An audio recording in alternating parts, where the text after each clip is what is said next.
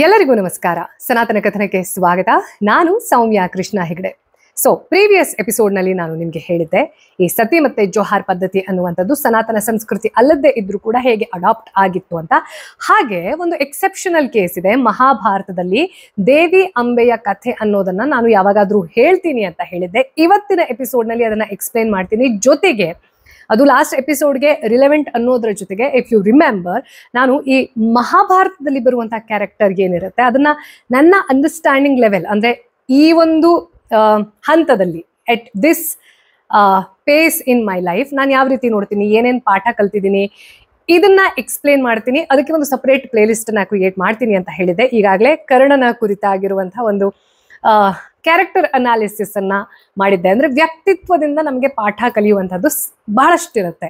ಎಲ್ಲ ನನ್ನ ಜೀವನದಲ್ಲಿ ಆಗಿ ಆ ಮಿಸ್ಟೇಕ್ ಇಂದನೇ ಪಾಠ ಕಲಿತೀನಿ ಅನ್ನೋದು ಐ ಡೋಂಟ್ ಫಾಲೋ ದ್ಯಾಟ್. ನಾನು ಬೇರೆಯವ್ರನ್ನ ನೋಡ್ಬಿಟ್ಟು ಏನೇನು ಬೇಗ ಕಲ್ತ್ಕೊಳಕ್ಕಾಗತ್ತೆ, ಯಾಕೆಂತಂದ್ರೆ ನಾವು ಕೂಡ ಈ ಭೂಮಿಯ ಮೇಲೆ ಅತಿಥಿಗಳು. ಹಾಗಾಗಿ ಐ ವರ್ಕ್ ದ್ಯಾಟ್ ವೇ. ಈ ದೇವಿ ಅಂಬೆಯ ಕಥೆ ಅನ್ನುವಂಥದ್ದು ಬಹಳಷ್ಟು ಜನರಿಗೆ ಇವತ್ತಿಗೂ ಕೂಡ ಒಂದು ಕ್ವೆಶ್ಚನ್ ಮಾರ್ಕ್. ಯಾವ ಒಂದು ಇಮೋಷನ್, ಅಂದ್ರೆ ದ್ವೇಷ ಅಂತ ಏನ್ ಹೇಳ್ತೀವಿ, ನಮ್ಗೆಲ್ರಿಗೂ ಚಿಕ್ಕ ವಯಸ್ಸಿಂದ ಸ್ಪಿರಿಚುವಾಲಿಟಿವರೆಗೆ ಹೇಳೋದೇನಪ್ಪಾ ಅಂತಂದ್ರೆ, ಈ ದ್ವೇಷ ಅನ್ನುವಂಥದ್ದು ಏನಿರುತ್ತೆ ಅದು ನಮ್ಗೆ ಒಳ್ಳೇದನ್ನ ಮಾಡೋದಿಲ್ಲ ಅಂತ. ಆದ್ರೆ ಈ ಮಹಾಭಾರತದಲ್ಲಿ ಬರುವಂತಹ ಒಂದು ಕ್ಯಾರೆಕ್ಟರ್ ಇದೆ ಅಲ್ವಾ, ಆ ಕ್ಯಾರೆಕ್ಟರ್ ಅಂದ್ರೆ ವ್ಯಕ್ತಿತ್ವ, ಪರ್ಸನಾಲಿಟಿ ಅಂತ ಏನ್ ಹೇಳ್ತೀವಿ, ನಾನು ಯಾವತ್ತೂ ಕೂಡ ವ್ಯಕ್ತಿಗಳನ್ನ ವಿಶ್ಲೇಷಣೆ ಮಾಡೋದಿಲ್ಲ, ವ್ಯಕ್ತಿತ್ವವನ್ನ ವಿಶ್ಲೇಷಣೆ ಮಾಡ್ತೀನಿ. ಯಾಕೆಂತಂದ್ರೆ ನಾವು ಎಲ್ಲರೂ ಕೂಡ ಬಹಳಷ್ಟು ವ್ಯಕ್ತಿತ್ವದ ಕಾಂಬಿನೇಷನ್ ಆಗಿರ್ತೀವಿ. ಈ ವ್ಯಕ್ತಿತ್ವ ಅನ್ನುವಂಥದ್ದೇನಿದೆ, ಒಂದು ವೇಳೆ ಆ ವ್ಯಕ್ತಿತ್ವದ ಒಳಗಡೆ ಆ ದ್ವೇಷ ಭಾವನೆ ಅನ್ನೋದು ಇರಲಿಲ್ಲ ಅಂತಂದ್ರೆ ಬಹುಶಃ ಮಹಾಭಾರತ ಅನ್ನುವಂಥದ್ದು ಮುಗಿತಾನೆ ಇರಲಿಲ್ಲ. This mite sound controversial, but ಪ್ರತಿಯೊಂದಕ್ಕೂ ಕೂಡ ಒಂದು ಲಿಂಕ್ ಇರುತ್ತೆ ಅನ್ನೋದಕ್ಕೆ ಈ ಒಂದು ಕಥೆ ಸಾಕ್ಷಿ ಆಗುತ್ತೆ. ದೇವಿ ಅಂಬಾ ಯಾರು? ಭೀಷ್ಮ ಪ್ರತಿಜ್ಞೆ ಅನ್ನೋದ್ರ ಬಗ್ಗೆ ನಿಮ್ಗೆ ಗೊತ್ತಿದೆ. ನಾನು ಈ ಭೀಷ್ಮ ಪ್ರತಿಜ್ಞೆ ಅನ್ನೋದು, ಅದರ ಮಹತ್ವ ಅನ್ನೋದು, ಅದರಿಂದ ಏನು ಔಟ್ಕಮ್ ಆಯ್ತು ಅನ್ನೋದನ್ನ, ಭೀಷ್ಮನ ವ್ಯಕ್ತಿತ್ವವನ್ನ ನಾನು ಹೇಗೆ ಅರ್ಥ ಮಾಡ್ಕೊಂಡಿದ್ದೀನಿ ಅನ್ನೋ ಸಪರೇಟ್ ಎಪಿಸೋಡ್ ಅಲ್ಲಿ ಹೇಳ್ತೀನಿ ಆದಷ್ಟು ಬೇಗ. ಆ ಭೀಷ್ಮ ಪ್ರತಿಜ್ಞೆ ಆದ್ಮೇಲೆ ಈ ಕುರುವಂಶದಲ್ಲಿ ಒಂದು ಸಮಸ್ಯೆ ತಲೆದೂರುತ್ತೆ. ಚಿತ್ರಾಂಗದ ಹಾಗೂ ವಿಚಿತ್ರ ವೀರ್ಯ ಅಂತ ಯಾರಿರ್ತಾರೆ, ಅಂದ್ರೆ ಸತ್ಯವತಿ ಹಾಗೂ ಶಾಂತನುವಿನ ಮಕ್ಕಳು ಇವ್ರು.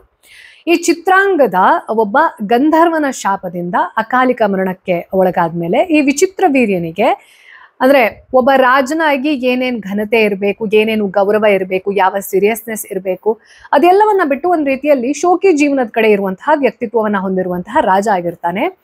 ಅವನಿಗೆ ಮದುವೆ ವಯಸ್ಸು ಬಂದಾಗ ಸತ್ಯವತಿ ಇವನಿಗೆ ಯೋಗ್ಯರಿರುವಂತಹ ಒಂದು ಹೆಣ್ಣನ್ನ ತಂದ್ರೆ ಸರಿ ಆಗ್ಬಹುದು ಅನ್ನೋ ಒಂದು ಲಾಸ್ಟ್ ಹೋಪ್ ಇರುತ್ತಲ್ವ ತಾಯಿಯಂದ್ರಿಗೆ.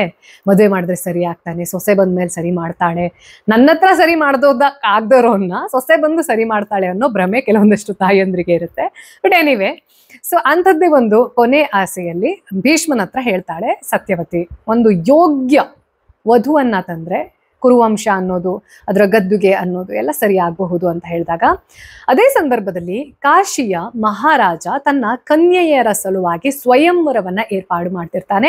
ಹಾಗೆ ಬಹಳಷ್ಟು ಜನ ದೊಡ್ಡ ದೊಡ್ಡ ರಾಜರು ಯಾರಿರ್ತಾರೆ, ಅಂದ್ರೆ ತನ್ನ ಮಗಳಿಗೆ ಯಾರು ಸೂಕ್ತ ಅಂತ ಆ ರಾಜನಿಗೆ ಅನ್ಸುತ್ತೆ ಅಂಥವರಿಗೆ ಮಾತ್ರ ಇನ್ವಿಟೇಷನ್ ಅನ್ನ ಕೊಡ್ತಾರೆ. ಅಂದ್ರೆ ನಮ್ಮ ಸನಾತನ ಸಂಸ್ಕೃತಿ ಎಷ್ಟು ಬ್ಯೂಟಿಫುಲ್ ನೋಡಿ. ಅವತ್ತಿನಿಂದ ಹೆಣ್ಣಿಗೆ ತನ್ನ ಗಂಡ ಯಾರು ಅನ್ನೋದನ್ನ ಆಯ್ಕೆ ಮಾಡುವಂತಹ ಹಕ್ಕನ್ನ ಕೊಟ್ಟ ಆಗಿದೆ. ಅಂದ್ರೆ ಆ ಲೆವೆಲ್ನ ಫ್ರೀಡಮ್ ಇತ್ತು ಅಂದಿನ ಕಾಲದಲ್ಲಿ. ಇವತ್ತು ಒಂದು ಟ್ರಿಪ್ಗೆ ಹೋಗ್ಬೇಕು ಅಂತಂದ್ರೂ 100 ಜನರನ್ನ ಕೇಳ್ಕೊಂಡು ಬರೋ ಪರಿಸ್ಥಿತಿ ಇದೆ. This is nothing to do with ಅವರ್ ಧರ್ಮ. ಇದು ಅವರವರ ಮೈಂಡ್ ಸೆಟ್, ಅವರವರ ಮನೆಯ ವಿಚಾರ ಇದು. ಆ ಸ್ವಯಂವರದಲ್ಲಿ ಭೀಷ್ಮ ಇನ್ನೊಂದೇನಪ್ಪಾ ಅಂತಂದ್ರೆ, ಈಗ ನನಗ್ ಮದ್ವೆ ಆಗಕ್ ಇಷ್ಟ ಇಲ್ಲ ಅಂದ್ರೂ ನಾನು ಬೇರೆಯವ್ರನ್ನ ಕೆಲವೊಂದ್ಸತಿ, ಅಂದ್ರೆ ಏನೇನ್ ರೂಲ್ಸ್ ಅಂಡ್ ರೆಗ್ಯುಲೇಷನ್ ಅಂತ ಇರುತ್ತೆ ಅದು ಪ್ರತಿಯೊಬ್ಬ ರಾಜ, ಅಂದ್ರೆ ಆ ರಾಜ್ಯಕ್ಕೆ ಸೀಮಿತವಾಗಿ ಸ್ವಯಂವರದ ರೂಲ್ಸ್ ಅಂಡ್ ರೆಗ್ಯುಲೇಷನ್ ಅನ್ನ ಅಂದ್ರೆ ಅದ್ರದ್ದು ಒಂದು ಚೌಕಟ್ಟನ್ನ ಹಾಕೋದು ಅವರವರ ಕೈಯಲ್ಲಿರುವಾಗ, ಕೆಲವು ಸಂದರ್ಭದಲ್ಲಿ ನಾನು ಮದ್ವೆ ಆಗದೇ ಇದ್ರು ಕೂಡ ಯಾರ್ದೋ ಸಲುವಾಗಿ ಅವ್ರನ್ನ ನಾನು ಗೆದ್ಕೊಂಡು ಬರಬಹುದು, ಅಂದ್ರೆ ಆ ಹೆಣ್ಣಿನ ಒಪ್ಪಿಗೆ ಇದ್ರೆ. ಇಂಥದ್ದೇ ಒಂದು ಸಿಚುವೇಶನ್ ಇರುತ್ತೆ. ಭೀಷ್ಮ ಹೋಗ್ತಾನೆ. ಭೀಷ್ಮ ಬಂದ ತಕ್ಷಣ ಅಲ್ಲಿರುವಂತಹ ಎಲ್ಲಾ ಅತಿರಥ ಮಹಾರಥರು, ಭೀಷ್ಮ ಬಂದಿದ್ದಾನೆ ಅಂತಂದ್ರೆ 100% ಮತ್ತಾರನ್ನು ಈ ಸ್ಪರ್ಧೆಯಲ್ಲಿ ಅವನನ್ನು ಸೋಲ್ಸಕ್ ಸಾಧ್ಯ ಇಲ್ಲ. ಹಾಗೆ ಈ ಸ್ವಯಂವರದ ಮೇನ್ ಥೀಮ್ ಏನು ಅಂತಂದ್ರೆ, ಯೋಗ್ಯ ವ್ಯಕ್ತಿಗೆ ತನ್ನ ಮಗಳನ್ನ ಕೊಡಬೇಕು. ಹಾಗಾಗಿ ಯಾವ್ದಾದ್ರು ಒಂದು ಕಾಂಪ್ಲಿಕೇಟೆಡ್ ಕಾಂಪಿಟೇಷನ್ ಅನ್ನ ಇಟ್ಟಿರ್ತಾರೆ. ಅಂಥದ್ದೇ ಒಂದು ಕಾಂಪಿಟೇಷನ್ ಇರುವಾಗ ಭೀಷ್ಮನನ್ನ ನೋಡಿದ ತಕ್ಷಣನೇ ಅಂದ್ರೆ ಇವನ್ ಬಂದ ಅಂತಂದ್ರೆ ಇವನೇ ಗೆಲ್ತಾನೆ, ಮತ್ತೆ ಯಾಕೆ ನಾವು ಅಲ್ಲಿ ಹೋಗಿ ಹೋರಾಟ ಮಾಡ್ಬೇಕು ಅನ್ನೋದು ಕೆಲವು ಜನ ರಾಜ್ಕುಮಾರದಾದಾಗ ಒಬ್ಬ ರಾಜಕುಮಾರ ಮಾತ್ರ ಯುದ್ಧಕ್ಕೆ ನಿಲ್ತಾನೆ. ಹಾಗೆ ಈ ಸ್ವಯಂವರದಲ್ಲಿ ಕೇವಲ ಒಂದು ರಾಜಕುಮಾರಿಯ ಮದುವೆ ನಡೆಯುವಂಥದ್ದಲ್ಲ, ಅಂಬೆ, ಅಂಬಿಕೆ, ಅಂಬಾಲಿಕೆ ಇವ್ರು 3 ಜನ ಸಹೋದರಿಯರು, ಸಿಸ್ಟರ್ಸ್. ಸೊ ಈ 3 ಜನರಿಗೆ ಆ ಸ್ವಯಂವರವನ್ನ ಆಯೋಜನೆ ಮಾಡಿರುವಾಗ ಒಬ್ಬ ರಾಜಕುಮಾರ ಮಾತ್ರ ಎದ್ದು ನಿಂತು ಭೀಷ್ಮನ ವಿರುದ್ಧವಾಗಿ ಹೋರಾಡ್ತೀನಿ ಅಂತ ನಿಂತಾಗ ಭೀಷ್ಮ ಏನು ಅನ್ನೋದು ಎಲ್ರಿಗೂ ಗೊತ್ತಿದೆ, ಅವನನ್ನ ಸೋಲಿಸೋಕೆ ಯಾರತ್ರೂ ಸಾಧ್ಯ ಇಲ್ಲ. ಅಂಥ ಸಂದರ್ಭದಲ್ಲಿ ಆ ರಾಜನಿಗೆ ಅವಮಾನ ಆಗುವ ಹಾಗೆ ಸೋತ್ ಹೋಗ್ತಾನೆ. ಆ ರಾಜನ ಹೆಸರು ಬಂದು ಶಾಲ್ವ. ಆದ್ರೆ ಇಲ್ಲಿ ಒಂದು ಭೀಷ್ಮನಿಗೂ ಗೊತ್ತಿಲ್ಲದೆ ಇರುವಂತಹ ಸ್ಟೋರಿ ಇರುತ್ತೆ, ಅದನ್ನ ಆಮೇಲೆ ಹೇಳ್ತೀನಿ. ಸೊ ಈ ಸ್ವಯಂವರವನ್ನ ಟೆಕ್ನಿಕಲಿ ಗೆದ್ದಿದ್ ಯಾರಪ್ಪ ಅಂತಂದ್ರೆ ಭೀಷ್ಮ. ಸೊ ಅಂಬಿಕೆ, ಅಂಬಾ ಹಾಗೂ ಅಂಬಾಲಿಕೆ, ಅಂಬಾ, ಅಂಬಿಕೆ, ಅಂಬಾಲಿಕೆ ಈ 3 ಜನ. ಸೊ ಅವರ ಏಜ್ ಪ್ರಕಾರ ಅಂತ ಏನು ಬಿಲೀವ್ ಮಾಡಲಾಗತ್ತೆ, ಅವ್ರು 3 ಜನರನ್ನ ಭೀಷ್ಮ ಗೆದ್ಕೊಂಡು ಹೋದ ಹಾಗೆ. ಅಂದಮೇಲೆ ಅವನು ಹೇಳಿ ಹೋಗಿರ್ತಾನೆ, ನಾನು ಇದನ್ನ ಗೆಲ್ತಾ ಇರೋದು ನನ್ನ ರಾಜ್ಯದ ಉಳಿವಿನ ಸಲುವಾಗಿ, ಸತ್ಯವತಿಯ ಮಗನಿಗೆ ನಿಮ್ಮ ಮಗಳನ್ನ ತಂದುಕೊಳ್ತಾ ಇರೋದು ಅಂತ ಹೇಳಿ ಹೊರಟು ಬಿಡ್ತಾನೆ. ಆ ಸಂದರ್ಭದಲ್ಲಿ ದೇವಿ ಅಂಬಾ ಅಂತ ಯಾರಿರ್ತಾಳೆ ಅಂದ್ರೆ ಹಿರಿಯಕ್ಕ, ಈ 3 ಜನ ಸಹೋದರಿಯಲ್ಲಿ ಹಿರಿಯಕ್ಕ ಅಂಬಾ, ಅವಳು ಹೇಳ್ತಾಳೆ, ನೀನು ಸ್ವಯಂವರದಲ್ಲಿ ನನ್ನನ್ನ ಗೆದ್ದಿರಬಹುದು, ಆದ್ರೆ ನಾನು ಈಗಾಗ್ಲೇ ನನ್ನ ಮನಸ್ಸನ್ನ ಶಾಲ್ವ ಮಹಾರಾಜನಿಗೆ ಕೊಟ್ಟಿದ್ದೀನಿ, ನಾನ್ ನಿನ್ ಜೊತೆ ಬರೋದಿಲ್ಲ ಅಂತ ಹೇಳ್ತಾಳೆ.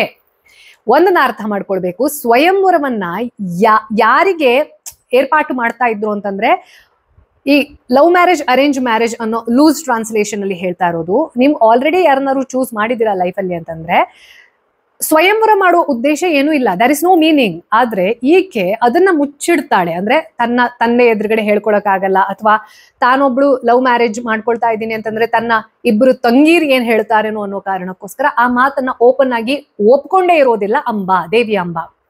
ಆದ್ರೆ ಅವಳು ಹೇಳ್ತಾಳೆ, ನನ್ನ ಇಷ್ಟದ ವಿರುದ್ಧವಾಗಿ ನಾನು ಬರೋದಿಲ್ಲ, ನಾನು ಶಾಲ್ವ ಮಹಾರಾಜನನ್ನ ಮನಸ್ಸೋ ಇಚ್ಛೆ ಪ್ರೀತಿ ಮಾಡ್ತಾ ಇದ್ದೀನಿ, ಅವನು ಕೂಡ ಪ್ರೀತಿ ಮಾಡ್ತಾ ಇದ್ದಾನೆ ನನ್ನನ್ನ, ನಾನು ಆಲ್ರೆಡಿ ಮನ್ಸಲ್ಲಿ ಮದ್ವೆ ಆಗ್ಬಿಟ್ಟಿದ್ದೀನಿ ಅವನನ್ನ, ನಾನು ಬರಲ್ಲ. ಭೀಷ್ಮ ಅದನ್ನ ಒಪ್ಪಿಕೊಳ್ತಾನೆ, ನನಗಿದು ಗೊತ್ತಿರ್ಲಿಲ್ಲ, ನನ್ನನ್ನ ಕ್ಷಮಿಸ್ಬಿಡಿ, ನೀವಿಬ್ರು ತುಂಬಾ ಚೆನ್ನಾಗಿ ಇರಿ ಅಂತ ಹೇಳ್ಬಿಟ್ಟು ಅವಳನ್ನ ಬಿಟ್ಟು ಇವರಿಬ್ಬರನ್ನ ಕರ್ಕೊಂಡು ಹೋಗಿ ಅಲ್ಲಿ ಹಸ್ತಿನಾಪುರದಲ್ಲಿ ಇವರಿಬ್ಬರ ಮದುವೆ ಅನ್ನುವಂಥದ್ದು ವಿಚಿತ್ರ ವೀರ್ಯನ ಜೊತೆ ಆಗತ್ತೆ. ಆದ್ರೆ ಯಾವ ಅಂಬೆ ಸೋತ್ ಹೋಗಿರುವಂತಹ ಅವಳ ಪ್ರೇಮಿ ಶಾಲ್ವ ಮಹಾರಾಜನ ಹತ್ರ ಬರ್ತಾಳೆ, ಅಲ್ಲಿ ಬೇರೆ ಕಥೆ ಇದೆ. ಆ ಮನುಷ್ಯನಿಗೆ ಒಂದು, ಇಲ್ಲಿ ತಾನು ಸೋತ್ ಹೋದೆ, ಇಡೀ ಸಭೆಯ ಮುಂದೆ ಭೀಷ್ಮನ ಕೈಯಲ್ಲಿ ಸೋತೋದೆ ಅನ್ನೋ ಒಂದು ರಿಜೆಕ್ಷನ್, ಈ ಮೇಲ್ ಈಗೋ ಅನ್ನೋದು ಹರ್ಟ್ ಆದಾಗ ಹೆಂಗ್ ಬಿಹೇವ್ ಮಾಡ್ತಾರೆ ಅನ್ನೋದಕ್ಕೆ ಈ ಶಾಲ್ವ ಒಂದು ಸಾಕ್ಷಿ. ಆಯ್ತಾ, ಅವನಿಗೆ ಕೋಪ ಇರೋದು ಯಾರ ಮೇಲೆ, ಅವಮಾನ ಯಾರದ ಮೇಲೆ ಇರೋದು, ಅಂಡ್ ಎಲ್ಲರ ವಿರುದ್ಧ ಗೆಲ್ಬೇಕು ಅಂತ ಇಲ್ಲ. ಅಂದ್ರೆ ಫಿಸಿಕಲಿ ಭೀಷ್ಮ ಗೆದ್ದಿರಬಹುದು, ಪ್ರೀತಿಯಲ್ಲಿ ಇವನು ಗೆಲ್ಬಹುದಿತ್ತೇನೋ ಬೇರೆ ಡಿಸಿಷನ್ ಅನ್ನ ತಗೊಂಡಿದ್ರೆ ಶಾಲ್ವ.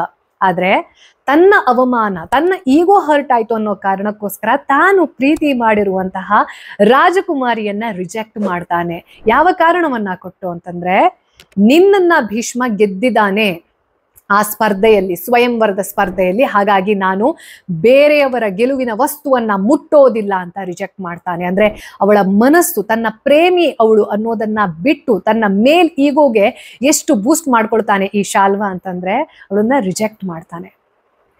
ಯಾರನ್ನ ನಂಬಿಕೊಂಡು ಇವಳು ಬಂದಿದ್ಲು, ಜೀವನ ಪೂರ್ತಿ ಅವನ ಜೊತೆ ಚೆನ್ನಾಗಿರ್ತೀನಿ ಅಂತ ಅನ್ಕೊಂಡು ಬಂದಿದ್ಲು, ಈ ರಾಜಕುಮಾರಿಯ ಪರಿಸ್ಥಿತಿಯನ್ನ ಅವತ್ತಿನ ಕಾಲಘಟ್ಟದಲ್ಲಿ ಕುತ್ಕೊಂಡು ಆಲೋಚನೆ ಮಾಡಿ, ಒಂದು ರಾಯಲ್ ಸೆಟಪ್ ನಲ್ಲಿ ಬೆಳೆದಿರುವಂತಹ ಹಿರಿಯಕ್ಕ, ಅಂದ್ರೆ ಎಸ್ ಅಂತ ಹೇಳಿದ್ರೆ 100 ಚಾಕರರು ಕೈಗೆ ಕಾಲಿಗೆ, ಮತ್ತೆ ಅವತ್ತಿನ ಕಾಲದಲ್ಲಿ ಈ ಸೆಲ್ಫ್ ರೆಸ್ಪೆಕ್ಟ್ ಅನ್ನುವಂಥದ್ದೇನಿತ್ತು ಅದು ಕೂಡ ರಾಯಲ್ ಫ್ಯಾಮಿಲಿಯಲ್ಲಿ ಅದು ಪ್ರಾಣಕ್ಕಿಂತ ದೊಡ್ಡದು.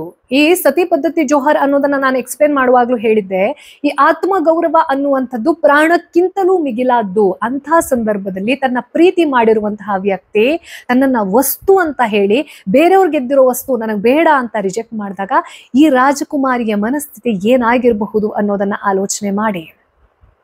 ಆ ಕೋಪ, ಹತಾಶೆ, ನೋವು, ದುಃಖ, ಜೀವನನೇ ಮುಗಿದೋಯ್ತು, ನಾನ್ ರಾಜ್ಕುಮಾರಿ, ಆ ಸೆಲ್ಫ್ ಪಿಟಿ ಕೂಡ ಆಡ್ ಆಗತ್ತೆ ಇದರಲ್ಲಿ. ಅಂದ್ರೆ ನಾವು ಎಷ್ಟು ಡಿಸರ್ವಿಂಗ್ ಪೊಸಿಷನ್ ಅಲ್ಲಿ ಇದ್ದಾಗ ನಮ್ಮನ್ನ ತೀರಾ ತುಚ್ಛವಾಗಿ ಕಂಡ್ಬಿಟ್ಟಿರ್ತಾರಲ್ವಾ, ಅವಾಗ ಒಂದು ಸೆಲ್ಫ್ ಪಿಟಿ ಕ್ರಿಯೇಟ್ ಆಗತ್ತೆ. ಆ ಸೆಲ್ಫ್ ಪಿಟಿ ಕ್ರಿಯೇಟ್ ಆಗಿ ಕೆಲವೊಬ್ರು ಡಿಪ್ರೆಷನ್ಗೆ ಹೋದ್ರೆ ಇನ್ನು ಕೆಲವು ಜನ ಎಗ್ರೆಷನ್ಗೆ ಹೋಗ್ತಾರೆ. ದೇವಿ ಅಂಬಾ ಕತೆ ಆಗಿದ್ದು ಎಗ್ರೆಷನ್ಗೆ ಹೋಗ್ತಾಳೆ. ಈ ಎಲ್ಲದಕ್ಕೂ ಕಾರಣ ಭೀಷ್ಮ ಅಂತ ಅವಳ ತಲೆಯಲ್ಲಿ ಅನ್ಸುತ್ತೆ. ಭೀಷ್ಮ ಬರಲೇಬಾರ್ದಿತ್ತು, ಭೀಷ್ಮ ನನ್ನನ್ನ ಗೆಲ್ಲೇಬಾರ್ದಿತ್ತು, ಭೀಷ್ಮ ಈ ರೀತಿ ಮಾಡಿದ್ರಿಂದನೇ ನನ್ನ ಜೀವನ ಹಿಂಗಾಯ್ತು. ಆದ್ರೆ ಆಕ್ಚುಲಿ ಆಗಿದ್ ಯಾರಿಂದ? ಶಾಲ್ವನಿಂದ. ಅಂದ್ರೆ ಪ್ರೀತಿ ಅನ್ನೋದು ಹೇಗೆ ಬ್ಲೈಂಡ್ ಮಾಡುತ್ತೆ ಅನ್ನೋದಕ್ಕೆ ಇದು ಒಂದು ಎಕ್ಸಾಂಪಲ್. ಅವಳಿಗೆ ಶಾಲ್ವ ತನ್ನನ್ನು ರಿಜೆಕ್ಟ್ ಮಾಡೋಕೆ ಕಾರಣ ಭೀಷ್ಮ ಅಂತ ಅನಿಸುತ್ತೆ. ಈ ಶಾಲ್ವನಲ್ಲಿ ನಿಜವಾದ ಗಂಡಸ್ತನ ಇಲ್ಲ ಅನ್ನೋದು ಅವಳಿಗೆ ರಿಯಲೈಸ್ ಆಗೋದಿಲ್ಲ. ಬಿಕಾಸ್ ಅವಳ ಪ್ರೀತಿ ಅವನ ಮೇಲೆ ಅಷ್ಟಿದೆ. ಅವನು ರೆಡ್ ಫ್ಲಾಗ್ ಆಗಿದ್ರು ಕೂಡ ಅದಕ್ಕೆ ಸಮಜಾಯಿಷಿ ಕೊಟ್ಕೋತಾಳೆ ದೇವಿ ಅಂಬಾ. ಇವತ್ತಿನ ಬಹಳಷ್ಟು ಹೆಣ್ಮಕ್ಳು ಇದನ್ನ ಮಾಡ್ತಾರೆ. ಸೊ ಅವಳು ಆ ಒಂದು ರೇಜಲ್ಲಿ, ಕೋಪದಲ್ಲಿ, ನೋವಲ್ಲಿ ವಾಪಸ್ ಹೋಗ್ತಾಳೆ. ಹಸ್ತಿನಾಪುರಕ್ಕೆ ಹೋಗಿ ಗಲಾಟೆ ಮಾಡ್ತಾಳೆ. ನೀನ್ ನನ್ನನ್ನು ಗೆದ್ದಿದೀಯಾ, ನಿನ್ನ ಪ್ರತಿಜ್ಞೆ ಮನೆ ಹಾಳಾಗಿ ಹೋದ್ರು ಪರವಾಗಿಲ್ಲ, ನೀನು ನನ್ನನ್ನ ಮದುವೆ ಆಗ್ಬೇಕು, ನೀನ್ ತಾನೇ ಗೆದ್ದಿರೋದು ಕಾಂಪಿಟೇಷನ್, ನೀನ್ ನನ್ ಗಂಡ, ಹಾಗಾಗಿ ನೀನ್ ಮದುವೆ ಆಗಲೇಬೇಕು ಅಂತ ಹಠಕ್ಕೆ ಕೂರ್ತಾಳೆ. ಭೀಷ್ಮ ಬೀಯಿಂಗ್ ಭೀಷ್ಮ, ದೇವವೃತ ಭೀಷ್ಮ ಆಗಿದ್ದಕ್ಕೆ ಕಾರಣ ಏನಪ್ಪಾ ಅಂತಂದ್ರೆ ಅವನ ಪ್ರತಿಜ್ಞೆ. ಪ್ರಾಣ ಹೋದ್ರೂ ಪ್ರತಿಜ್ಞೆಯನ್ನ ಬಿಡೋದಿಲ್ಲ, ಅದನ್ನೇ ಭೀಷ್ಮ ಅಂತ ಕರೆಯೋದು. ಅವನು ನಯವಾಗಿ, ವಿನಯವಾಗಿ, ಖಡಾಖಂಡಿತವಾಗಿ, ಖಂಡಾತುಂಡವಾಗಿ ಹೇಳ್ತಾನೆ, ಅದ್ ಏನೇ ಮಾಡಿದ್ರು ನನ್ನ ಬ್ರಹ್ಮಚರ್ಯದ ಪರಿಪಾಲನೆ ಅನ್ನೋದಕ್ಕೆ ಯಾರು ಅಡ್ಡ ಬರೋಕೆ ನಾನು ಬಿಡೋದಿಲ್ಲ. ನೀನ್ ನನ್ ಬೇಕಾದ್ರೆ ಶಾಪ ಕೊಡು, ಏನ್ ಬೇಕಾದ್ರೂ ನಿನ್ಗೇನ್ ಸರಿ ಅನ್ಸುತ್ತೋ ದೇವಿ ಅದನ್ನ ಮಾಡು. ದಿಸ್ ಈಸ್ ಆಕ್ಚುಯಲ್ ಮರ್ದಾನಗಿ. ಅಂದ್ರೆ ಬಹಳಷ್ಟು ಜನರಿಗೆ ಹೆಣ್ಮಕ್ಳನ್ನ ಬೈಯೋದು ಅಥವಾ ಅವ್ರ ಮೇಲೆ ಕೈ ಮಾಡೋದು, ಈ ದರ್ಶನ್ ಹೆಂಡತಿ ಹೊಡೆದಿದ್ರಲ್ವಾ, ಅದರಿಂದ ಬಾಸ್ ಡಿ ಫ್ಯಾನ್ಸ್ ಯಾರ್ಯಾರೆಲ್ಲ ಆಗಿದ್ರಲ್ವಾ, ಅಂತವ್ರಿಗೆ ಅನ್ಸುತ್ತೆ ಕಂಟ್ರೋಲಿಂಗ್ ಪವರ್ ಇರೋರು ನಿಜವಾದ ಗಂಡಸುನು. ಒಂದು ಸರೆಂಡ್ರೆನ್ಸ್ ಇರುತ್ತಲ್ವಾ ಆ ಫೆಮಿನೈನ್ ಎನರ್ಜಿಗೆ, ತಾಯಿ ಅಂತ ನೋಡುವಂಥದ್ದು ಅಥವಾ ಆಕೆಗೆ ಒಂದು ಜನ್ಮ ಕೊಡುವಂತಹ ಸಾಮರ್ಥ್ಯ ಇರುವಾಗ ಸ್ಪಿರಿಚುವಲ್ ಲೆವೆಲ್ ಅಲ್ಲಿ ಆಕೆ ಪೂಜನೀಯ ಅನ್ನುವಂತಹ ಮನೋಭಾವನೆ ಇರುತ್ತಲ್ವಾ, ದ್ಯಾಟ್ ಈಸ್ ರಿಯಲ್ ಮರ್ದಾನಗಿ. ನಮ್ಮ ಭೀಷ್ಮ ಅದನ್ನೇ ಹೇಳ್ತಾನೆ, ತಾಯಿ ನನ್ನಿಂದ ಗೊತ್ತಿಲ್ಲದೆ ಒಂದು ತಪ್ಪಾಗಿದೆ, ನಿನ್ನ ಮನಸ್ಸಿಗೆ ಯಾರು ಇಷ್ಟ ಆಗಿದ್ರು ಅಂತ ನನಗೆ ಗೊತ್ತಿಲ್ಲದೆ ನಾನು ನಿನ್ನನ್ನ ಕರ್ಕೊಂಡು ಬರುವಂತಹ ನಿರ್ಧಾರಕ್ಕೆ ಬಂದ್ಬಿಟ್ಟಿದ್ದೆ. ಆದ್ರೆ ನಾನು ನಿನ್ನ ಪ್ರೇಮಿಯ ಜೊತೆ ಹೋಗೋಕೆ ಬಿಟ್ಟಿದ್ದೀನಿ. ಈ ವಿಚಾರದಲ್ಲಿ ನನ್ನನ್ನ ಎಳಿಬೇಡ, ನಾನ್ ನಿನ್ನನ್ನ ಮದ್ವೆ ಆಗೋದಿಲ್ಲ, ನನ್ನ ಪ್ರತಿಜ್ಞೆ ನನಗೆ ನನ್ನ ಪ್ರಾಣಕ್ಕಿಂತ ಮಿಗಿಲಾದದ್ದು. ಬೇಕಾದ್ರೆ ನೀನು ಈಗ ನನ್ನನ್ನ ಯಾರಾದ್ರೂ ದಂಡಿಸುವಂತಹ ಶಕ್ತಿ ಇದೆ ಅಂತಂದ್ರೆ ಈ ಭೂಮಿಯಲ್ಲಿ ಅದು ನನ್ನ ಗುರು ಆಗಿರುವಂತಹ ಪರಶುರಾಮರ ಹತ್ರ ಮಾತ್ರ, ಬಾಕಿ ಯಾರತ್ರ ಹೋದ್ರೂ ನಿನ್ಗೆ ಪ್ರಯೋಜನ ಇಲ್ಲ, ಅವನೇ ಸೊಲ್ಯೂಷನ್ ಹೇಳ್ತಾನೆ ಅಂತ ಹೇಳಿದಾಗ ದೇವಿ ಅಂಬಾ ಕೋಪದಿಂದ, ಹತಾಶೆಯಿಂದ ಅತ್ಕೊಂಡು, ಕಿರ್ಚಾಡ್ಕೊಂಡು, ಕೂಗಾಡ್ಕೊಂಡು ಹೋಗ್ತಾಳೆ ಹುಡುಕೊಂಡು ಪರಶುರಾಮರನ್ನ. ಪರಶುರಾಮರ ಹತ್ರ ಹೋಗಿ ನಿನ್ನ ಶಿಷ್ಯ ಹಿಂಗ್ ಮಾಡಿದ, ನಂಗೆ ನನ್ನ ಜೀವನ ಹಾಳು ಮಾಡಿದಾನೆ ಅಂತ ಕಂಪ್ಲೇಂಟ್ ಅನ್ನ ಹೇಳ್ತಾಳೆ. ಅವಾಗ ಪರಶುರಾಮರು ನಂಬೋದೇ ಇಲ್ಲ ಅದನ್ನೇ. ಯಾಕೆಂತಂದ್ರೆ ಶಿಷ್ಯ ಏನಂತ ಗೊತ್ತು, ಇಡೀ ಪ್ರಪಂಚಕ್ಕೆ ಗೊತ್ತು ಭೀಷ್ಮ ಏನು ಅಂತ ಒಬ್ಬ ವ್ಯಕ್ತಿ ಒಂದು ಹೆಣ್ಣಿನ ಬಾಳನ್ನ ಹಾಳು ಮಾಡ್ತಾನೆ ಅಂತಂದ್ರೆ ನಾನು ನಂಬೋದಿಲ್ಲ, ಹೊರಟೋಗು ಇಲ್ಲಿಂದ, ನಿನ್ನ ಹಠ ಇದು ಸರಿಯಲ್ಲ ಅಂತ ಹೇಳಿ ಒಬ್ಬ ಗುರುವಾಗಿ ಏನೇನನ್ನ ಹೇಳ್ಬೇಕು ಅದೆಲ್ಲವನ್ನ ಹೇಳುವಂತ ಪ್ರಯತ್ನವನ್ನ ಮಾಡ್ತಾರೆ. ಬಟ್ ಯಾವಾಗ ತಲೆಗೆ ಆ ಒಂದಷ್ಟು ಎಮೋಷನ್ಸ್ ಅನ್ನೋದು, ನಾವೇ ಎಮೋಷನ್ಸ್ ಆಗಿ ಕನ್ವರ್ಟ್ ಆಗ್ತೀವಲ್ವಾ, 10 ನಿಮಿಷ ಕೋಪ ಬರೋದು ಓಕೆ, ಒಬ್ರ ಮೇಲೆ ಕಿರ್ಚಾಡೋದು ಓಕೆ, ಆದ್ರೆ ನಾವೇ ಆ ಇಮೋಷನ್ ಆಗ್ಬಿಡ್ತೀವಿ. ಎಮೋಷನ್ ಬೇರೆ, ನಾವು ಬೇರೆ. ಇದ್ರ ಡಿಫ್ರೆನ್ಸಿಯೇಷನ್ ಗೊತ್ತಿಲ್ದೋದಾಗ ಅನಾಹುತಗಳು ನಡೆಯುತ್ತೆ. ದೇವಿ ಅಂಬಾ ಆ ಹಠದಲ್ಲಿ ತಪಸ್ಸಿಗೆ ಕೂರ್ತಾಳೆ ಶಿವನನ್ನ ಕುರಿತು. ಭೀಷ್ಮನ ಮಾತು ಕೇಳಲ್ವಾ, ಭೀಷ್ಮನ ಗುರು ಯಾರು ಅವನನ್ನ ದಂಡಿಸ್ಬೇಕು ಅವರು ನನ್ನ ಮಾತನ್ನ ಕೇಳ್ತಾ ಇಲ್ವಾ, ಈ ಪ್ರಪಂಚದ ಲಯಕರ್ತ ಅಂತ ಯಾರನ್ನ ಕರಿತೀವಿ ಅವನನ್ನ ಕುರಿತು ತಪಸ್ ಮಾಡ್ತೀನಿ ಅಂತ ಹೇಳ್ಬಿಟ್ಟು ಘೋರ ತಪಸ್ಸನ್ನ ಮಾಡ್ತಾಳೆ. ನನ್ನ ಅಂಡರ್ಸ್ಟ್ಯಾಂಡಿಂಗ್ ನ ಪ್ರಕಾರ, ಯಾಕೆಂತಂದ್ರೆ ಇವಾಗ ಒಂದು ಈ ಸ್ಟೇಟ್ಮೆಂಟ್ ವೆರಿ ಕಾಂಟ್ರವರ್ಷಿಯಲ್, ಯಾರ ಇಂಟೆನ್ಷನ್ ಚೆನ್ನಾಗಿರಲ್ವೋ ಅಂಥವರಿಗೆ ದೇವ್ರು ಯಾಕೆ ವರ ಕೊಡಬೇಕು, ಇದು ನನ್ನ ಪ್ರಶ್ನೆ ಕೂಡ ಆಗಿತ್ತು. ಇದನ್ನ ನಾನು ಈ ಒಂದು ಫೇಸ್ ಆಫ್ ಲೈಫ್ ಅಲ್ಲಿ ಯಾವ ರೀತಿ ಅರ್ಥ ಮಾಡ್ಕೊಳ್ಳುವಂತ ಪ್ರಯತ್ನ ಮಾಡಿದ್ದೀನಿ ಅಂತಂದ್ರೆ, ಮೇ ಬಿ ಈ ಮೆಡಿಟೇಷನ್ ತಪಸ್ ಅನ್ನುವಂಥದ್ದೆಲ್ಲ ಇದೆ ಅಲ್ವಾ, ಅಲ್ಟಿಮೇಟ್ಲಿ ಅದು ಅಂದ್ರೆ ನಮ್ಮ ಸೈಕಿಕ್ ಲೆವೆಲ್ನ ಒಂದು ಫ್ರೀಕ್ವೆನ್ಸಿ, ಆ ಫ್ರೀಕ್ವೆನ್ಸಿಯನ್ನ ರೀಚ್ ಆಗ್ತಾ ಹೋಗೋದು. ಆ ಫ್ರೀಕ್ವೆನ್ಸಿ ಒಂದು ಸರ್ಟೆನ್ ಫ್ರೀಕ್ವೆನ್ಸಿಯನ್ನ ರೀಚ್ ಆದ್ಮೇಲೆ ಆ ಫ್ರೀಕ್ವೆನ್ಸಿ ಲೆವೆಲ್ ಅಲ್ಲಿ ಇರುವಂತಹ ಎನರ್ಜಿಯ ಮ್ಯಾನಿಫೆಸ್ಟೇಷನ್ ಆಗಲೇಬೇಕು.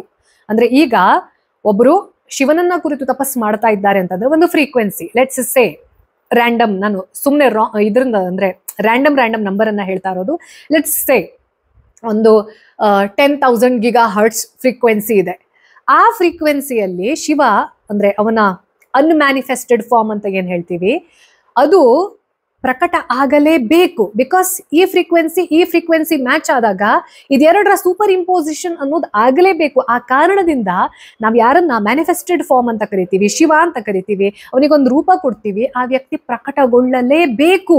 ಅವನಿಗೆ ಬೇಡ ಅಂದ್ರೂ ಕೂಡ ಈ ಭಕ್ತನ ಇಂಟೆನ್ಷನ್ ಸರಿ ಇಲ್ಲ, ನಾನು ಹೋಗಲ್ಲ, ವರ ಕೊಡಲ್ಲ, no, they have to, because they are reaching the same frequency. ನನ್ನ ಅಂಡರ್ಸ್ಟ್ಯಾಂಡಿಂಗ್ ಇದು.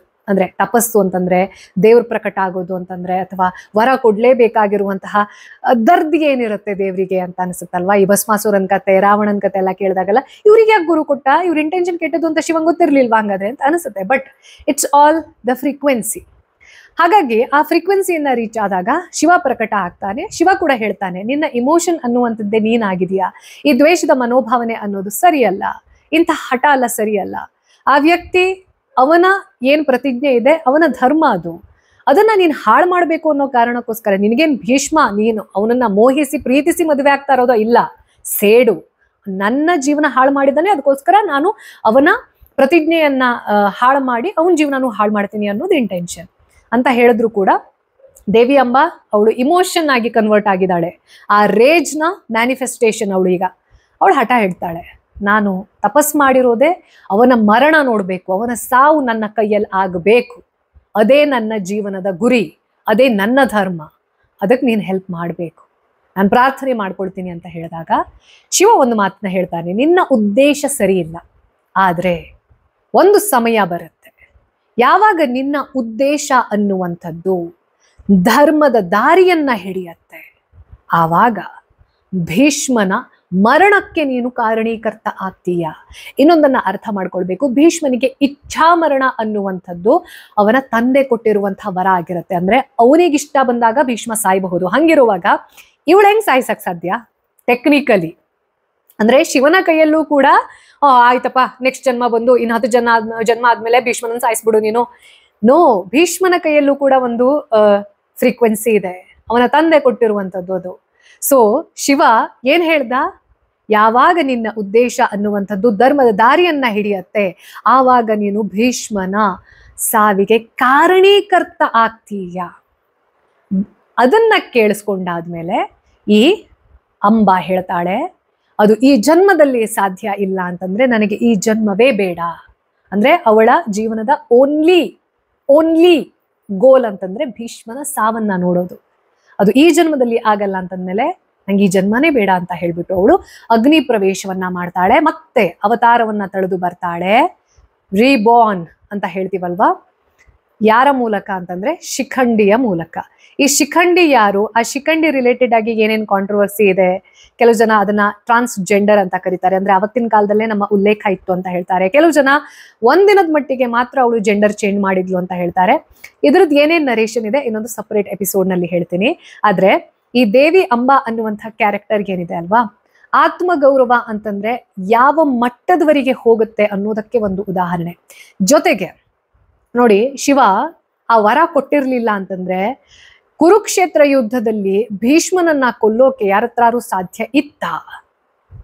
ಶ್ರೀಕೃಷ್ಣ ಪರಮಾತ್ಮ ಚಕ್ರ ಒಂದ್ಸತಿ ಗಾಡಿಯ ಚಕ್ರವನ್ನ ಕಿತ್ತು ಹಾಕಿ ಆ ವೀಲನ್ನ ಕಿತ್ತು, ರಥದ ಚಕ್ರವನ್ನ ತೆಗೆದು ಭೀಷ್ಮನನ್ನ ಕೊಲ್ತೀನಿ ಅಂತ ತನ್ನ ಪ್ರತಿಜ್ಞೆಯನ್ನ ಉಲ್ಲಂಘನೆ ಮಾಡೋಕೆ ಹೊರಟಿರ್ತಾನೆ. ಅದನ್ನ ಇನ್ನೊಂದ್ಸತಿ ಹೇಳ್ತೀನಿ. ಸೊ ನಾವ್ ಅನ್ಕೊಳ್ತೀವಿ ಆಯ್ತಾ, ಹಿಂಗಾಗಿರ್ಲಿಲ್ಲ ಅಂದ್ರೆ ಹಂಗಾಗ್ಬಿಡ್ತಿತ್ತು, ಹಂಗಾಗಿರ್ಲಿಲ್ಲ. No, everything is planned, everything is connected, everything has some meaning. ನಮ್ಗೆ ಆ ಡಾಟ್ಸ್ ಕನೆಕ್ಟ್ ಇವಾಗ ಆಗ್ಲಿಲ್ಲ ಅಂತಂದ್ರೆ ಅದಕ್ಕೆ ಮೀನಿಂಗ್ ಇಲ್ಲ ಅಂತ ಅಲ್ಲ. ಆ ಡಾಟ್ಸ್ ಅನ್ನ ಕನೆಕ್ಟ್ ಮಾಡುವಂತಹ ಪ್ರಯತ್ನನೇ ನಮ್ಮ ಮನುಷ್ಯ ಜನ್ಮದ ಪರ್ಪಸ್. ನಾನು ಇದನ್ನೇ ಹೇಳೋದು ಯಾವಾಗ್ಲೂ, ಗೊತ್ತಿಲ್ಲ ಅನ್ನೋದು ನಮಗೆ ಗೊತ್ತಿದೆ. ಸೊ ಏನ್ ಗೊತ್ತಿಲ್ಲ ಅನ್ನೋದನ್ನ ಹುಡುಕೋ ಪ್ರಯತ್ನವನ್ನ ನಮ್ಮ ಜೀವನದಲ್ಲಿ ಆ ಕ್ಯೂರಿಯಸ್ ಮೈಂಡ್ ನ ಜೊತೆ, ಒಂದು ಕ್ರಿಟಿಕಲ್ ಮೈಂಡ್ ಸೆಟ್ ನ ಜೊತೆ ಮಾಡ್ಬೇಕು ಅಂತ. ಸೊ ಇಲ್ಲಿ ದೇವಿ ಅಂಬಾ ದ್ವೇಷ, ಭೀಷ್ಮನ ಕುರಿತಾಗಿ ಇರುವಂತಹ ದ್ವೇಷ ಅನ್ನುವಂಥದ್ದು ಯಾವ ರೀತಿ ಧರ್ಮದ ದಾರಿಯನ್ನ ಹಿಡುತ್ತು ಅಂತಂದ್ರೆ, ಅವಳ ಮುಂದಿನ ಜನ್ಮದಲ್ಲಿ ಭೀಷ್ಮ ಆಯುಧವನ್ನ ಬಿಡುವ ಹಾಗೆ ಶಿಖಂಡಿ ಮಾಡ್ತಾಳೆ. ಒಂದು ವೇಳೆ ಅವಳ ಆ ಇಮೋಷನ್ ಅನ್ನುವಂಥ ದ್ವೇಷದ ಇಮೋಷನ್ ಅನ್ನೋದು ಇರ್ಲಿಲ್ಲ, ಆ ಸೀನೆ ಇರ್ಲಿಲ್ಲ, ಅಥವಾ ದೇವಿ ಎಂಬ ಕ್ಯಾರೆಕ್ಟರೇ ಇರ್ಲಿಲ್ಲ ಮಹಾಭಾರತದಲ್ಲಿ, ಅಥವಾ ಆ ವ್ಯಕ್ತಿತ್ವನೇ ಇರ್ಲಿಲ್ಲ ಅಂತಂದ್ರೆ ಭೀಷ್ಮ ಸಾಯ್ತಾನೆ ಇರ್ಲಿಲ್ಲ, ಕುರುಕ್ಷೇತ್ರ ಯುದ್ಧ ಬಹುಶಃ ಮುಗಿತಾನೆ ಇರ್ಲಿಲ್ಲ. ಆದ್ರೆ ಇವತ್ತಿನ ಮಹಾಭಾರತದ ನಾವೇನ್ ಕೇಳ್ತಾ ಇದ್ದೀವಿ, ಅದು ಬೇರೆ ರೀತಿ ಆಗಿರುವಂತಹ ಹಂತಗಳನ್ನ ನೋಡಿ ಅಲ್ಟಿಮೇಟ್ಲಿ ಧರ್ಮಕ್ಕೆ ಯಾವತ್ತೂ ಕೂಡ ಗೆಲುವು ಸಿಗೋದು. No doubt end point same ಇರುತ್ತೆ, ಬಟ್ ಅದ್ರ ದಾರಿಗಳು ಚೇಂಜ್ ಆಗ್ಬಿಡ್ತಿತ್ತು ಏನೋ. ಎಷ್ಟು ದಿನ ನಡೀತಿತ್ತೇನೋ ಈ ಮಹಾಭಾರತದ ಯುದ್ಧ. ಭೀಷ್ಮ ತನ್ನ ಆಯುಧವನ್ನ ಬಿಟ್ಟಿರ್ಲಿಲ್ಲ, ಶಸ್ತ್ರ ಬಿಟ್ಟಿರ್ಲಿಲ್ಲ ಅಂತಂದ್ರೆ ಅವನನ್ನ ಯಾರು ಕೊಲ್ತಾ ಇದ್ರು ಏನೋ. ಅಗೇನ್ ಮತ್ತೆ ಅದು ಶ್ರೀಕೃಷ್ಣ ಪರಮಾತ್ಮನೇ ಆಗಿದ್ರು ಅಂತಂದ್ರೆ ಅದು ಇನ್ನೊಂದು ಬ್ಲೇಮ್ ಆಗ್ತಿತ್ತು ಶ್ರೀಕೃಷ್ಣನ ಮೇಲೆ. ತನ್ನ ಪ್ರತಿಜ್ಞೆಯನ್ನ ಉಲ್ಲಂಘನೆ ಮಾಡಿ ಭೀಷ್ಮನನ್ನ ಕೊಂದ ಅಂತ ಶ್ರೀಕೃಷ್ಣ ಪರಮಾತ್ಮನ ಮೇಲೆ ಬೈಯೋರು ಇನ್ನೂ ಜಾಸ್ತಿ ಆಗ್ತಿದ್ರೇನೋ. ಹಾಗಾಗಿ ಈ ಎಮೋಷನ್ಸ್ ಅನ್ನೋದಿರತ್ತಲ್ವಾ, ಕೆಲವೊಂದು ಸರ್ತಿ ಅದು ನಾನು ಆ ದ್ವೇಷದ ಎಮೋಷನ್ನ ಸಪೋರ್ಟ್ ಮಾಡಿ ಹೇಳೋದಲ್ಲ, ಬಟ್ ಕೆಲವೊಂದಷ್ಟು ಸತಿ ಕೆಲವೊಂದಷ್ಟು ವ್ಯಕ್ತಿತ್ವ, ಕೆಲವೊಂದಷ್ಟು ಇಮೋಷನ್ಸ್, ಕೆಲವೊಂದಷ್ಟು ಇವೆಂಟ್ಸ್ ಅನ್ನುವಂಥದ್ದಿರತ್ತಲ್ವಾ, ಆ ಮೊಮೆಂಟ್ಗೆ ಅದು ಎಂಥದ್ದಪ್ಪ ಇದು, this is unfavourable, this is not at all good, ಇಂಥದ್ದು ಇರಬಾರ್ದು ಅಂತ ಅನಿಸುತ್ತೆ. But it has meaning. ಅದರಿಂದ ನಾವೇನು ಎಕ್ಸ್ಟ್ರಾಕ್ಟ್ ಮಾಡ್ಕೊಳ್ತೀವಿ, ಅದರಿಂದ ನಾವೇನು ಪಾಠ ಕಲಿತೀವಿ ಅನ್ನೋದೇ ನಾವು ನಮ್ಮ ಜೀವನದಲ್ಲಿ ನಾವು ಅದನ್ನ ಅನುಭವಿಸದೇ ಮಾಡಬಹುದಾದಂತಹ, ಕಲ್ತ್ಕೊಳ್ಬಹುದಾದಂತಹ ಒಂದು ಪಾಠ. ಈ ದೇವಿ ಅಂಬಾ ನೋಡಿದಾಗ ಆಕೆಯ ಸೆಲ್ಫ್ ರೆಸ್ಪೆಕ್ಟ್ ಅನ್ನೋದೇನಿದೆ ಅಲ್ವಾ, ದಟ್ ಈಸ್ ಅಡ್ಮೈರಬಲ್. ಆದ್ರೆ ಆ ಸೆಲ್ಫ್ ರೆಸ್ಪೆಕ್ಟ್ ಎಲ್ಲಿಗೋಯ್ತು? Self destruction. ಹಾಗೆ ಆಕೆಯ ದೃಷ್ಟಿಕೋನದಲ್ಲಿ ಕುತ್ಕೊಂಡು ನೋಡಿದಾಗ, ಅದನ್ನೇ ನಾವು ಥರ್ಡ್ ಪರ್ಸನ್ ಆಗಿ ಕುತ್ಕೊಂಡು ನೋಡಿದಾಗ, ಆಕೆ ಸೆಲ್ಫ್ ಡಿಸ್ಟ್ರಕ್ಷನ್ ಅನ್ನ ಮಾಡ್ಕೊಂಡಿದ್ದೇನಕ್ಕೆ? ಇನ್ನೊಂದು ಕನ್ಸ್ಟ್ರಕ್ಟ್ ಮಾಡ್ಕೊಳ್ಳೋಕೆ. ಆ ಕನ್ಸ್ಟ್ರಕ್ಷನ್ ಏನಕ್ಕೆ? ಭೀಷ್ಮನ ಡಿಸ್ಟ್ರಕ್ಷನ್. ಬ್ಯೂಟಿಫುಲ್. ಸೊ ಇದು ದೇವಿ ಅಂಬಾ ಕತೆ. ಈ ದೇವಿ ಅಂಬಾ ಕಥೆಯಿಂದ ಆಕೆಯ ಎಮೋಷನ್ಸ್ ಅನ್ನೋದು ಏನಿರುತ್ತೆ, ನಾವು ಯಾವತ್ತೂ ಕೂಡ ಎಮೋಷನ್ಸ್ ಫೀಲ್ ಮಾಡೋದು ಫೈನ್, ಬಟ್ ಆ ಎಮೋಷನ್ಸ್ ಅನ್ನ ಆದಾಗ ನಾವು ಯಾವ ಹಂತಕ್ಕೆ ಹೋಗ್ತೀವಿ ಅನ್ನೋದು ಈ ಒಂದು ಕಥೆಯಲ್ಲಿ ಈ ವ್ಯಕ್ತಿತ್ವದ ಮೂಲಕ ನಾವು ಅರ್ಥ ಮಾಡಿಕೊಳ್ಳಬೇಕು. ಇದು ಈ ವಾರದ ಸನಾತನ ಕಥನ. ಮತ್ತೆ ನಿಮ್ಮ ಭೇಟಿ ಬರುವ ಭಾನುವಾರ ರಾತ್ರಿ ಶಾರ್ಪ್ 9 o'clock. ಲೋಕ ಸಮಸ್ತ ಸುಖಿನೋ ಭವಂತು.